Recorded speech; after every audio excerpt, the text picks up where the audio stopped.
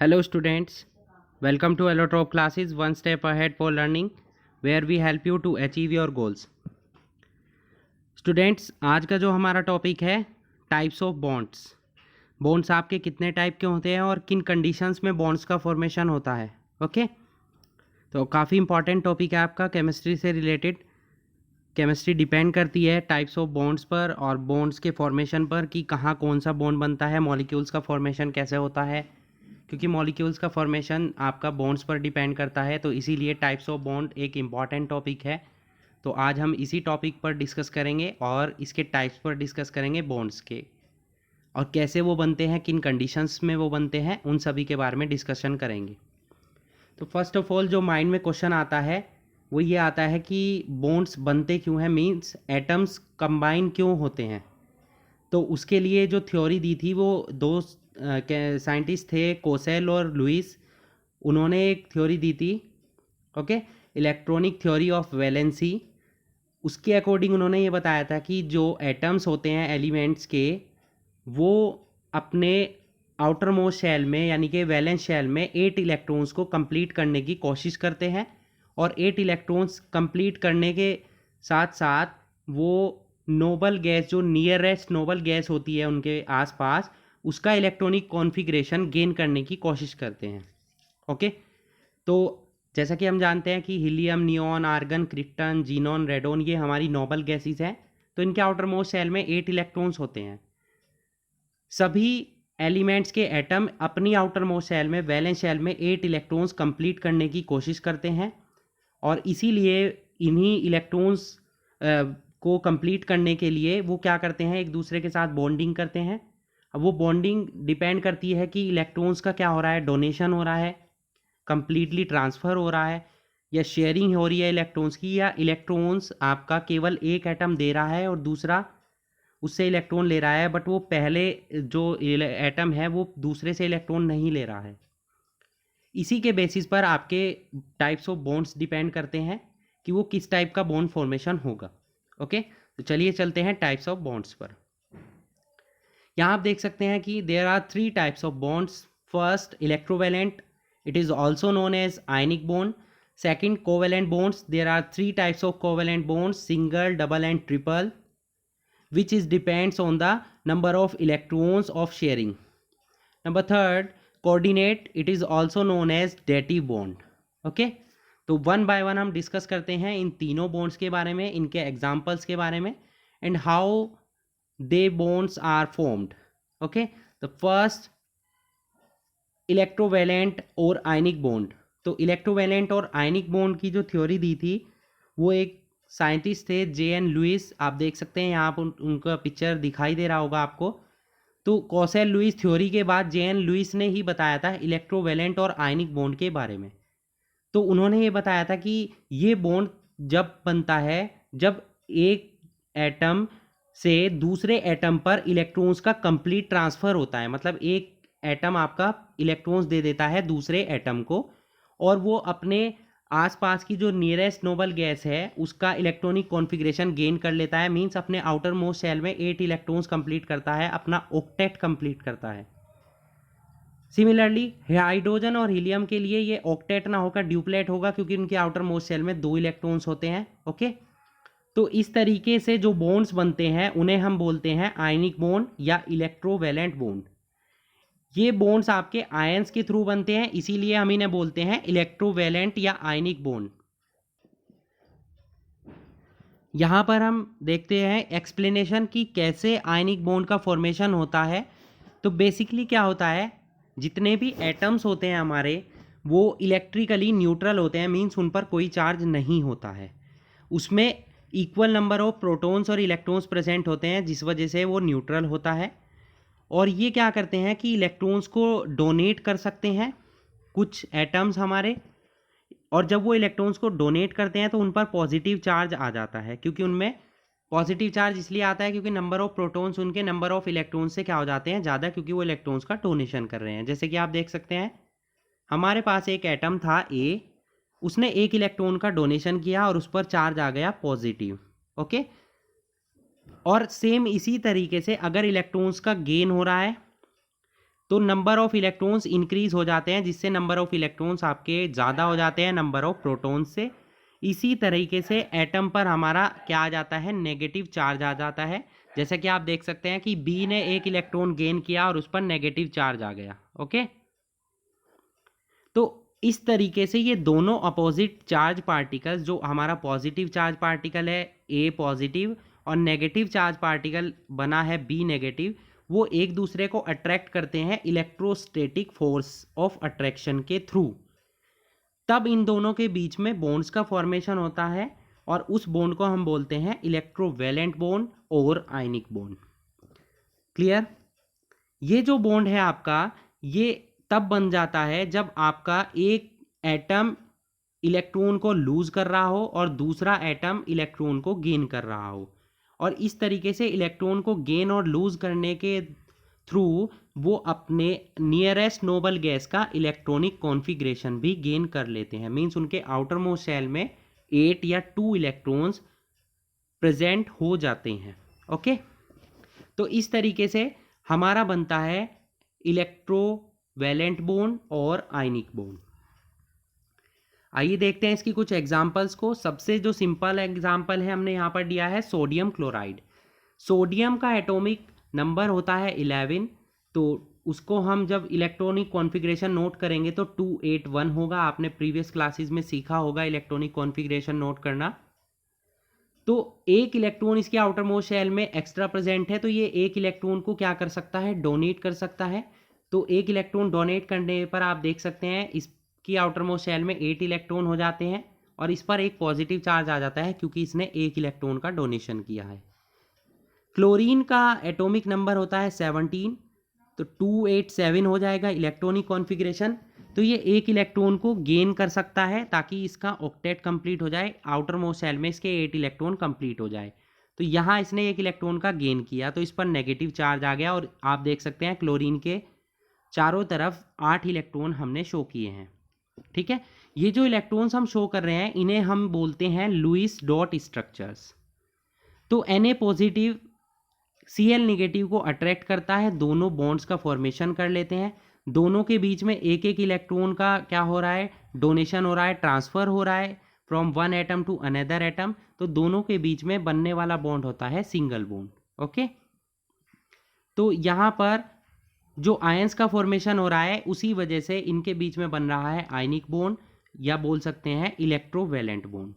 जितने number of electrons transfer होंगे, loose होंगे या गेन होंगे उसे ही हम बोलते हैं electrovalency. Next example, formation of calcium fluoride. यहाँ आप देख सकते हैं कि कैल्शियम के आउटर मोस्ट शेल में 2 इलेक्ट्रॉन्स प्रेजेंट है, तो ये 2 इलेक्ट्रॉन का डोनेशन करेगा। बट फ्लोरीन के साथ जब ये कंपाउंड बनाता है तो फ्लोरीन को एक ही इलेक्ट्रॉन की रिक्वायरमेंट होती है, तो उस पर एक नेगेटिव चार्ज आएगा। इसीलिए इसके 2 पॉजिटिव चार्ज को न्यूट्रल करने के लिए कैल्शियम हमारा 2 फ्लोरीन एटम से क्या करेगा, बॉन्ड्स का फॉर्मेशन करेगा। एक इलेक्ट्रॉन ये एक एटम को देगा फ्लोरीन के और दूसरा इलेक्ट्रॉन ये दूसरे एटम को देगा फ्लोरीन के। इस तरीके से इस पर आ जाएगा डबल पॉजिटिव चार्ज और दोनों अलग अलग फ्लोरीन आइटम पर आ जाएगा नेगेटिव नेगेटिव चार्ज। तब आपका फॉर्मूला बन जाएगा CaF2, क्योंकि एक कैल्शियम ने 2 फ्लोरीन से बॉन्ड का फॉर्मेशन किया है। इस तरीके से हमारा बन जाता है कैल्शियम फ्लोराइड का मॉलिक्यूल। और कुछ एग्जांपल्स यहाँ पर मैंने शो किए हैं, आप इनकी भी प्रैक्टिस करेंगे, इंपॉर्टेंट है, ये एग्जाम में पूछे गए हैं। मैग्नीशियम ऑक्साइड कैसे बना है, मैग्नीशियम ब्रोमाइड कैसे बना है। यहाँ पर आप देख सकते हैं कैल्शियम सल्फाइड और सोडियम सल्फाइड का भी एग्जाम्पल हमने लिया है, तो इन सभी की आप प्रैक्टिस करेंगे। ओके, अब जो मैंने अभी आपको बताया कि एटम्स और आयंस का फॉर्मेशन हो रहा है, जो आउटर मोस्ट शेल यानी कि वैलेंस शेल में इलेक्ट्रॉन्स ट्रांसफ़र हो रहे हैं, ये जो डॉट्स के थ्रू हम दिखा रहे हैं इन इलेक्ट्रॉन्स को, ये सिंबल्स होते हैं। इन्हीं सिंबल्स को हम बोलते हैं क्या है, लुईस डॉट स्ट्रक्चर, जो कि JN लुईस ने बताई थी, इसीलिए इनका नेम है लुईस डॉट स्ट्रक्चर्स। जितने इलेक्ट्रॉन्स लॉस्ट होंगे या गेन होंगे जब इलेक्ट्रोवैलेंट आपका बॉन्ड बन रहा है, तो उन्हें हम बोलते हैं क्या है, electrovalency of the element. Clear? यहाँ पर हमारा इलेक्ट्रोवैलेंट और आयनिक बॉन्ड का टॉपिक कंप्लीट होता है। नेक्स्ट चलते हैं हम सेकंड टाइप ऑफ बॉन्ड्स पर, कोवेलेंट बॉन्ड्स पर। कोवेलेंट बॉन्ड्स के बारे में बताया था लैंग म्यूयर साइंटिस्ट ने इन 1919। ओके, तो जो लुईस ने आपका लुईस कंसेप्ट दिया था उसमें थोड़ा सा इन्होंने इम्प्रूवमेंट किया है। इन्होंने ये बताया कि जब भी आपके एटम्स केमिकल कॉम्बिनेशन करते हैं तो वो नियरेस्ट नोबल गैस का जो कॉन्फ़िगरेशन लेते हैं वो केवल इलेक्ट्रॉन्स के ट्रांसफ़र के थ्रू ही नहीं बनता है। कई बार ऐसा होता है कि आपके दो एटम्स क्या करते हैं, आपस में इलेक्ट्रॉन्स की शेयरिंग भी कर सकते हैं। ठीक है, तो शेयरिंग इलेक्ट्रॉन्स जब होती है, इलेक्ट्रॉन्स की शेयरिंग होती है दो एटम्स के बीच में, जिससे कि वो अपना ऑक्टेट और ड्यूप्लेट कंप्लीट करते हैं और अपनी नियरेस्ट नोबल गैस का कॉन्फ़िगरेशन गेन करते हैं, तब वहाँ पर शेयरिंग ऑफ इलेक्ट्रॉन्स के थ्रू जो बॉन्ड बनता है उन्हें हम बोलते हैं कोवेलेंट बॉन्ड या कोवेलेंट लिंकेज। प्रीवियस पार्ट में इलेक्ट्रोवेलेंट में हमने आपको बताया कि वहाँ पर इलेक्ट्रॉन्स का ट्रांसफ़र हो रहा था, यहाँ पर इलेक्ट्रॉन्स की शेयरिंग होगी कोवेलेंट बॉन्ड्स में। जितने नंबर ऑफ इलेक्ट्रॉन्स का कंट्रीब्यूशन होगा या शेयरिंग होगी उसे हम बोलेंगे कोवेलेंसी। जैसे वहाँ पर हम इलेक्ट्रॉन्स जितने ट्रांसफ़र होते थे, लूज़ या गेन होते थे, उसे हम बोलते थे इलेक्ट्रोवेलेंसी। सिमिलर वे में यहाँ जितने इलेक्ट्रॉन्स आपके शेयर होंगे उन्हें हम बोलेंगे कोवेलेंसी। क्लियर?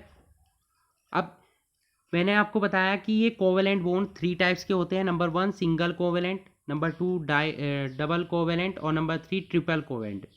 ठीक है, तो यहाँ पर हमने एग्जांपल लिया है। फर्स्ट एग्जांपल है HCl।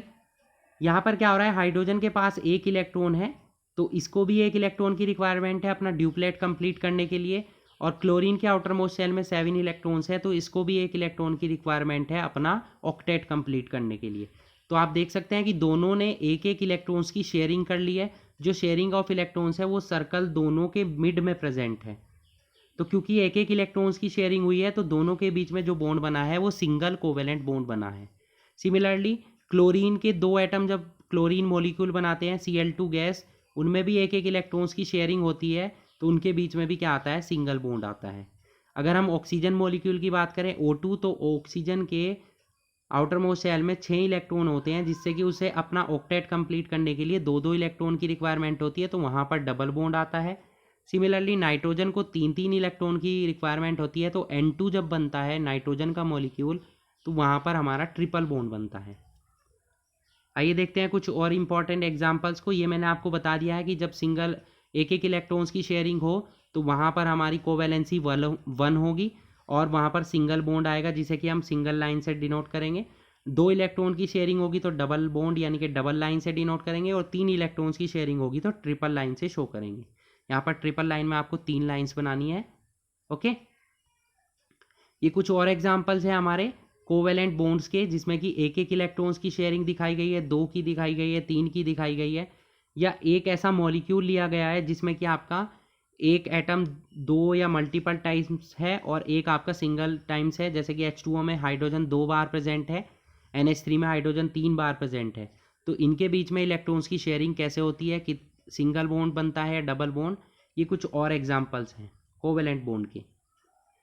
ये इंपॉर्टेंट है सभी एग्जाम्पल्स, आप इनकी प्रैक्टिस करेंगे। जो स्ट्रक्चर आपको दिखाई दे रही है, अब इनमें कुछ इलेक्ट्रॉन्स ऐसे प्रेजेंट होते हैं जो बॉन्ड बनाने में पार्टिसिपेट करते हैं। ठीक है, तो उन्हें हम बोलते हैं बॉन्ड पेयर्स, क्योंकि वो बॉन्डिंग में पार्टिसिपेट कर रहे हैं। They are responsible for the bonding between the atoms, hence they are known as bond pairs. While those electrons which are not involved in bonding or sharing are known as non-bonding electrons, और simply they are known as lone pairs. Okay, तो bond pair और lone pairs क्या हैं, यहाँ पर जो bonding में participate करते हो इलेक्ट्रॉन्स वो बॉन्ड पेयर्स होंगे, और जो बॉन्डिंग में पार्टिसिपेट ना करते हों वो लोन पेयर्स होंगे। जैसे कि यहाँ आप देख सकते हैं NH3 में जिन इलेक्ट्रॉन्स ने पार्टिसिपेट किया उनकी वो हमारे बॉन्ड पेयर हैं, और 2 इलेक्ट्रॉन नाइट्रोजन के ऊपर जस्ट ऊपर आपको दिखाई दे रहे होंगे वो लोन पेयर प्रेजेंट है। इससे ऊपर वाले मॉलिक्यूल H2O में भी ऑक्सीजन के साथ आपको 2 इलेक्ट्रॉन ऊपर और 2 इलेक्ट्रॉन नीचे दिखाई दे रहे होंगे, ये भी हमारे लोन पेयर्स हैं। और जो बॉन्डिंग में पार्टिसिपेट करते हैं उनसे बॉन्ड बनते हैं, they are known as bond pairs. Okay, तो आई होप आपको बॉन्ड पेयर्स और लोन पेयर्स में डिफरेंस क्लियर हो चुका होगा। नेक्स्ट चलते हैं हम थर्ड टाइप ऑफ बॉन्ड पर, विच इज़ कोऑर्डिनेट बॉन्ड और डेटिव बॉन्ड।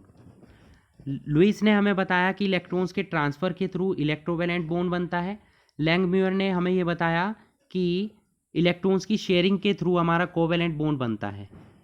नेक्स्ट है हमारे जो साइंटिस्ट थे परकिंस, उन्होंने सजेस्ट किया एक थर्ड टाइप का बॉन्डिंग पेयर्स की, थर्ड टाइप का बॉन्ड कोऑर्डिनेट बॉन्ड या डेटिव बॉन्ड कैसे बनता है।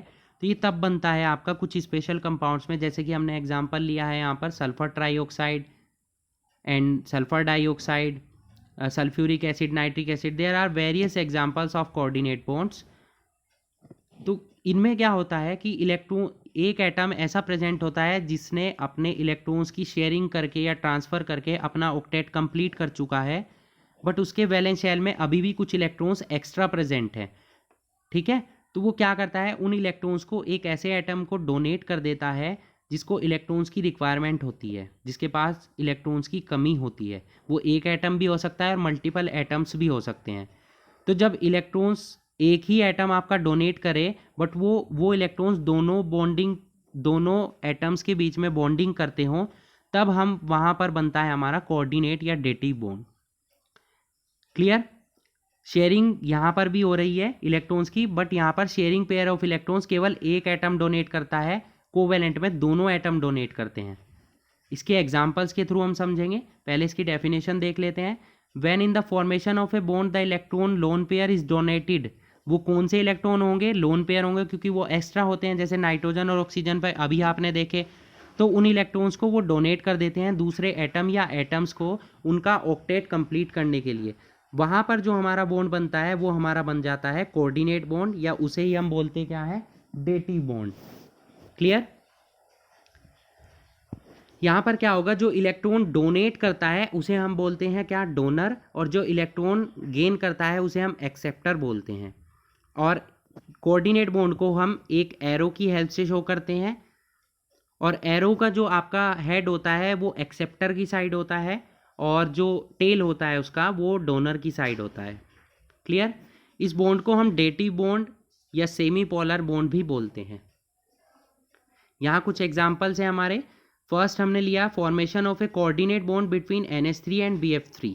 जब हम अमोनिया और बोरोन ट्राईफ्लोराइड के रिएक्शन कराते हैं तो इलेक्ट्रॉन्स क्या होते हैं, नाइट्रोजन के पास हमारे लोन पेयर्स प्रेजेंट है। तो नाइट्रोजन क्या है, आप देख सकते हैं बोरोन को 2 इलेक्ट्रॉन डोनेट कर रहा है उसका ऑक्टेट कंप्लीट करने के लिए। फ्लोरीन ने अपना ऑक्टेट कंप्लीट कर लिया है बोरोन के इलेक्ट्रॉन्स की हेल्प से, बट बोरोन के पास केवल 6 इलेक्ट्रॉन रहे, 3 उसके खुद के थे और एक इलेक्ट्रॉन फ्लोरीन ने दिया। बट उसे 8 इलेक्ट्रॉन कंप्लीट करने के लिए 2 इलेक्ट्रॉन्स की रिक्वायरमेंट है। वो 2 इलेक्ट्रॉन आपके नाइट्रोजन के पास लोन पेयर्स की फॉर्म में प्रेजेंट है। तो नाइट्रोजन क्या करेगा, बोरोन को 2 इलेक्ट्रॉन्स डोनेट कर देगा। तो आप देख सकते हैं कि एरो का साइन नाइट्रोजन से बोरोन की तरफ है, एरो का हेड बोरोन की साइड है क्योंकि वो एक्सेप्टर है, और टेल आपका नाइट्रोजन की साइड है क्योंकि वो डोनर है। इस तरीके से नाइट्रोजन और बोरोन के बीच में कोऑर्डिनेट या डेटिव बॉन्ड का फॉर्मेशन हो जाता है। नेक्स्ट हमने एग्जाम्पल लिया है बच्चों फॉर्मेशन ऑफ सल्फर डाइऑक्साइड। आप देख सकते हैं कि सल्फर ऑक्सीजन के साथ एक एटम के साथ तो उसने डबल बॉन्ड का फॉर्मेशन किया है क्योंकि उसके 8 इलेक्ट्रॉन कंप्लीट हो चुके थे। सल्फर ने अपने 8 इलेक्ट्रॉन कंप्लीट कर लिए हैं, आप काउंट करके देखिएगा। बट एक ऑक्सीजन एटम के पास 6 इलेक्ट्रॉन बचे हैं और 2 इलेक्ट्रॉन्स आपके सल्फर के पास लोन पेयर की फॉर्म में प्रेजेंट है। तो ये सल्फर उस दूसरे एटम ऑक्सीजन एटम को डोनेट करेगा, तो एरो का साइन सल्फर से ऑक्सीजन की तरफ रहेगा। इस तरीके से सल्फर डाइऑक्साइड में सल्फर एटम एक ऑक्सीजन के साथ डबल बॉन्ड और दूसरी ऑक्सीजन के साथ कोऑर्डिनेट बॉन्ड का फॉर्मेशन करता है। इस तरीके से हमारा बन जाता है सल्फर डाइऑक्साइड का मॉलिक्यूल। आइए कुछ और एग्जाम्पल्स देख लेते हैं। यहाँ हमने लिया हुआ है इम्पॉर्टेंट एग्जाम्पल है कोऑर्डिनेट बॉन्ड का ammonium ion NH4 positive. Ammonia का फॉर्मेशन आपने पीछे देखा है कोवेलेंट बॉन्ड्स में। अब नाइट्रोजन के पास आपको दिखाई दे रहा था वहाँ पर कि वहाँ पर प्रेजेंट थे आपका एक लोन पेयर। वो लोन पेयर एक हाइड्रोजन एटम H पॉजिटिव यहाँ पर आपको दिखाई दे रहा होगा बच्चों। H के हाइड्रोजन के पास एक इलेक्ट्रॉन होता है, वही उसने डोनेट करके H पॉजिटिव आयन बना लिया है। अब हाइड्रोजन इस H पॉजिटिव के पास कोई भी इलेक्ट्रॉन नहीं बचा है। इसको अपना ड्यूप्लेट कंप्लीट करने के लिए 2 इलेक्ट्रॉन्स की रिक्वायरमेंट है। वो दोनों ही इलेक्ट्रॉन इसको नाइट्रोजन एटम ने डोनेट कर दिए हैं जो उसके पास लोन पेयर की फॉर्म में एक्स्ट्रा प्रेजेंट थे। तो यहाँ पर जो बॉन्ड बनेगा 3 हाइड्रोजन के साथ सिंगल बॉन्ड बनेगा और ये जो 4th एटम है आपका, यहाँ पर आपका कोऑर्डिनेट बॉन्ड बनेगा एरो की फॉर्म में। ये आप यहाँ पर ध्यान रखेंगे। इस तरीके से हमारा अमोनियम आयन का फॉर्मेशन होता है। क्लियर? नेक्स्ट चलते हैं हम नेक्स्ट एग्जाम्पल पर। यहाँ आप देख सकते हैं हमने एग्जाम्पल लिया है एक important compound sulphuric acid H2SO4 का। तो यहाँ पर भी सल्फर 2 ऑक्सीजन के साथ सिंगल सिंगल बॉन्ड और 2 ऑक्सीजन के साथ जिन्हें वो 2 इलेक्ट्रॉन जो लोन पेयर की फॉर्म में उसके पास प्रेजेंट है, ये वाले दोनों इलेक्ट्रॉन जो डोनेट कर रहा है, इसकी हेल्प से वो इलेक्ट्रॉन डोनेट कर रहा है। तो यहाँ पर ये बना आपका कोऑर्डिनेट बॉन्ड, यहाँ पर दूसरा कोऑर्डिनेट बॉन्ड। क्लियर? आई होप आपको ये एग्जाम्पल्स क्लियर हो चुके होंगे। आज हमने पढ़े हैं टाइप्स ऑफ बॉन्ड्स के बारे में। तीनों टाइप के बॉन्ड जो बनते हैं हमारे एटम्स के बीच में, जिसकी वजह से मॉलिक्यूल्स का फॉर्मेशन होता है अलग अलग कंडीशंस में, उनके बारे में हमने पढ़ा है। आई होप आपको तीनों टाइप के बॉन्ड क्लियर हो चुके होंगे। और इम्पॉर्टेंट है ये टॉपिक हमारा, क्योंकि केमिस्ट्री डिपेंड करती है बॉन्ड्स फॉर्मेशन पर। अगर आपके बॉन्ड्स नहीं बनेंगे तो मॉलिक्यूल्स का डिफरेंट कंपाउंड्स का फॉर्मेशन नहीं होगा। तो ये एक बेसिक कंसेप्ट था जिसके बारे में हमने आज डिस्कस किया है। नेक्स्ट टाइम हम किसी और अनदर इम्पॉर्टेंट टॉपिक पर डिस्कशन करेंगे। आई होप आपको वीडियो अच्छा लगा होगा और इम्पॉर्टेंट टॉपिक जो आपको समझाया गया है वो आपको अच्छे से समझ में आया होगा। अगर आपको अच्छा लगा है तो अपने फ्रेंड्स के साथ शेयर कीजिए, जिससे कि उन्हें भी बेनिफिट हो सके और वो भी इस इम्पॉर्टेंट टॉपिक को सीख सकें। Okay students, that's it for today. Hope you enjoyed the video and thanks for watching.